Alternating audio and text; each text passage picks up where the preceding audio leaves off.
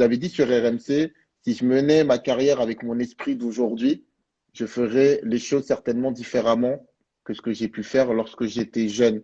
Est-ce que vous pouvez nous donner éventuellement 5 erreurs à ne pas commettre, pardon, quand on est footballeur professionnel, avec le recul Mais et après, le l'expérience truc, c'est que c'est les que- choix, en fait. Mais les choix, ça appartient à chacun. C'est D'accord, difficile de dire d'accord. à telle personne, par exemple, ne va pas là, à cet âge-là. Ça veut rien dire. Ok, C'est vraiment, d'accord. c'est. Non, non, mais ça peut être par exemple, ça peut être par exemple, je sais pas, avant de signer avec un agent, tel ou tel truc, avant Après, de toute façon, je tout sais est, pas, moi, pour moi, peut-être de donner sa. tout est une question de ressentir. En fait, en tout cas, une chose qui D'accord. est sûre, c'est quand un joueur ne ressent pas la chose, faut pas le faire. C'est-à-dire que peu importe ce que dit, vas-y, Hmm, peu importe ce que va dire l'agent, peu importe ce que va dire. Si toi, au fond de toi, tu ne ressens pas le truc, il ne faut pas le faire. Ça, c'est une certitude. Faut pas te sentir obligé ou te sentir dire, ah, il faut que je le fasse pour tel ou tel. Non. Euh, c'est toi qui vas être là-bas, c'est toi qui vas être sur le terrain, c'est toi qui vas vivre là-bas, c'est toi qui vas être dans personne d'autre va le vivre ça. Donc quand tu ne ressens pas un truc, il faut surtout pas le faire. Ça c'est quand tu fais quelque chose, quand tu signes dans un club, hmm, quand tu signes avec tel agent, avec telle personne, il faut le sentir à 1000%. Si tu as un doute, laisse tomber. Ça c'est sûr et certain en tout cas. hmm, hmm. Mais comment est-ce qu'on fait pour faire confiance à des gens sur plein de choses alors qu'on n'a pas forcément les capacités ni les connaissances de le faire? Par exemple, moi, j'ai pas forcément de connaissances économiques en gestion de l'argent, par exemple, mais il y a quelqu'un qui là a l'air d'être sympa avec moi, tout ça, il dit, vas-y, je vais t'aider, je vais gérer ton truc. Est-ce que c'est encore. Parce que les gens, ils peuvent paraître tellement Bah gentils, d'autant que oui, si bah de vous êtes toute façon, footballeur, vous êtes. c'est pas qu'ils paraissent gentils, ils sont gentils. On va pas se mentir. Hmm, Il y a le hmm, foot, il y a beaucoup d'argent, parlons franchement. hmm, Il y a beaucoup d'argent, il y a beaucoup de donc dans tous les milieux où il y a de l'argent, bah il y a des gens qui gravitent. Il y a des bonnes personnes, bien hmm, sûr.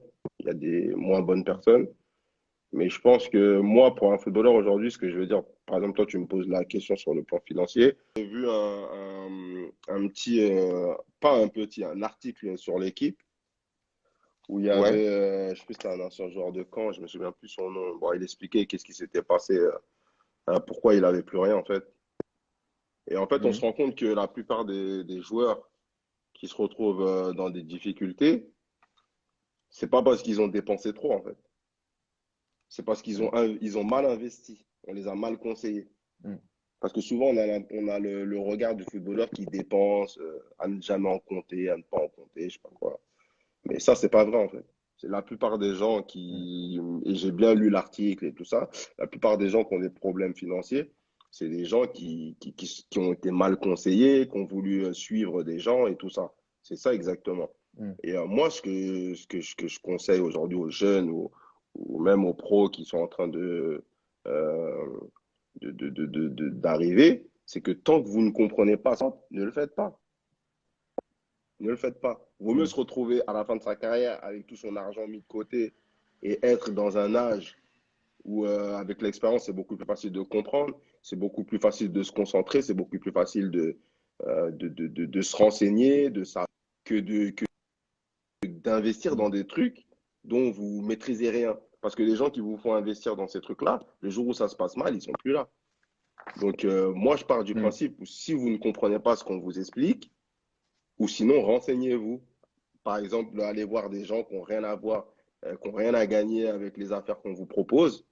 Allez voir ces gens-là, vous les payez, hmm, vous allez payer, je sais pas, vous allez payer un avocat qui est dans la finance, vous allez lui donner 200 euros de l'heure, mais c'est pas grave, c'est rien 200 euros. Mais au moins, il va vous hmm, expliquer les vrais risques et tout ça. Parce que les gens qui proposent des montages financiers ou des biens à vendre et tout ça, ils hmm, vous montrent que le soleil. Ils ne montrent pas la pluie et les nuages. hmm, Voilà, parce que dans toute opération, il y a des risques réels et des choses moins positives qu'ils vous disent. Ils ont amnésique quand il hmm, s'agit de parler des choses qui sont déplaisantes. Parce qu'ils ont un but, ils ont des hmm, objectifs et tout ça. Donc, si vous ne comprenez pas ce que vous faites, ne le faites pas. Et que mettez votre argent hmm, de côté. Et le jour où vous serez en âge, vous arrivez à 35, 40, d'utiliser votre argent comme bon vous semble et plus intelligemment, pas spécialement plus intelligemment, mais mieux. Parce qu'en France, mm, dans les écoles en France, il y a pas d'éducation financière.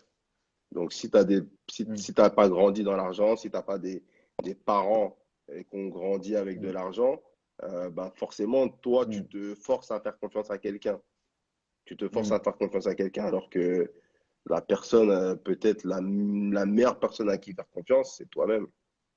Donc, mm, si tu ne te sens pas apte euh, à faire ça, c'est mieux voilà, mm, d'économiser et puis d'attendre. Voilà. Au moins, tu prends aucun mm. risque. Quand tu finis, tu as ton argent et une fois que tu as fini, bah, tu gères ton argent comme tu l'entends et tu as beaucoup plus d'expérience. Tu vois les choses différemment, tu as beaucoup plus de temps pour te renseigner, pour apprendre. Donc, moi, c'est le seul Mm. conseil que je donnerais sur ça. D'accord. Non, mais ça me paraît très, très, enfin, très sage. Et ça vous est déjà arrivé, vous, qu'on essaye de vous arnaquer? Enfin, ou qu'on essaye de vous mettre dans un mauvais plan? Bah après, le truc, c'est que tant que t'as pas fait, tu sais pas si c'était un bon plan ou pas, mais bien sûr, ça a dû arriver souvent, je pense, parce que j'ai rencontré beaucoup de gens. Bah après, moi, comme je dis, Mm, j'étais un peu quelqu'un qui était un peu, euh, en fait, c'est pas que j'étais dur d'accès, en fait. Par rapport à ma mm, façon d'être, mon comportement, j'étais un peu dur d'accès. Donc, bon, après, les gens, quand ils voient que t'es pas réceptif, ça force pas trop. Mais, mm, voilà, c'est surtout quand j'ai lu l'article là sur l'équipe, en fait, ça m'a fait penser qu'en fait, il y a encore beaucoup de gens qui doivent se faire avoir. Et je pense mm, que pour ne pas se faire avoir, en fait, c'est pas si compliqué que ça, en fait. C'est pas si mm, compliqué que ça. mm. Il faut accepter de prendre le temps. Faut pas avoir la flemme. Faut accepter de prendre le temps et de se dire que de toute façon, vaut mieux Mm, investir quand on est prêt que investir dans n'importe mm, quoi, en fait. Parce que voilà, mm, j'ai même des proches qui ont été victimes de choses pas très claires. Et en fait, voilà, tu travailles pas enfin, tu sacrifies pas toute ta vie pour au final ne plus rien avoir. mm, Voilà, les gens, c'est difficile pour les gens. Donc, moi, je pars du principe où il y a pas de, faut pas se forcer. Parce que nous, à notre époque, c'était beaucoup les gens qui venaient, ouais, faut investir dans la pierre, faut investir dans la pierre. Mais en fait, ça veut tout mm, dire et n'importe quoi, en fait. Faut investir dans la pierre. mm, Donc, à cette époque-là, il y avait il y avait il y avait aussi, il y avait des trucs à vendre, mais c'était, c'était des vieux produits. Mais après, je pense que oui, c'est vrai, parce que là, je suis en train de lire un truc. Je pense que mm, les clubs, ils ont une responsabilité. Ils ont une mm. responsabilité à jouer dans tout ça. En plus, c'est des trucs qui vont pas leur coûter très cher. Je sais pas si ça les intéresse, mais ils ont une responsabilité à former parce que tu formes les gars sur le terrain, mais il faut les former aussi, faut les préparer à ce qu'ils les attendent aussi en dehors du foot. C'est pas seulement Mm. former un footballeur, tout ça, et puis va sur le terrain, mais en dehors du. Parce que la plupart du temps, la vérité, c'est que tu n'es pas à l'entraînement, tu n'es pas sur le terrain en train de faire un match. La plupart du temps, tu es à l'extérieur de la structure footballistique. Donc, euh, apprendre à gérer ta vie. Je sais que, par exemple, en Angleterre, les jeunes qui sont dans les académies, on leur fait des espèces de des espèces de formations sur les filles qui vont les approcher parce qu'ils ont de l'argent, parce que là-bas, il y a beaucoup de familles qui savent que les petits sont dans les écoles où leurs filles jouent et qu'ils ont des discours un peu bizarres sur leurs filles pour leur dire que voilà, si tu es avec ce mec-là, bah, c'est bon, notre vie, elle est sauvée. Et ils ont des formations sur ça. Mais ils ne se cachent pas, ils le disent, ils s'en foutent. Mais en France, après, le D'accord. problème de la France, c'est que tout est tabou, on dirait. Mais non, normalement, tu devrais faire des formations aux jeunes aussi sur l'argent pour éviter que.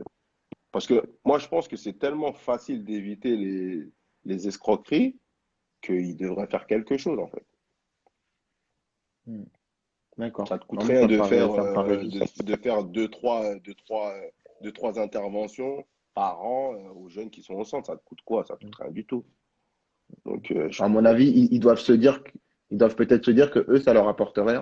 mais c'est malheureux parce que en fait, faut penser aussi faut penser à tout. Et je pense que ça leur coûtera vraiment rien.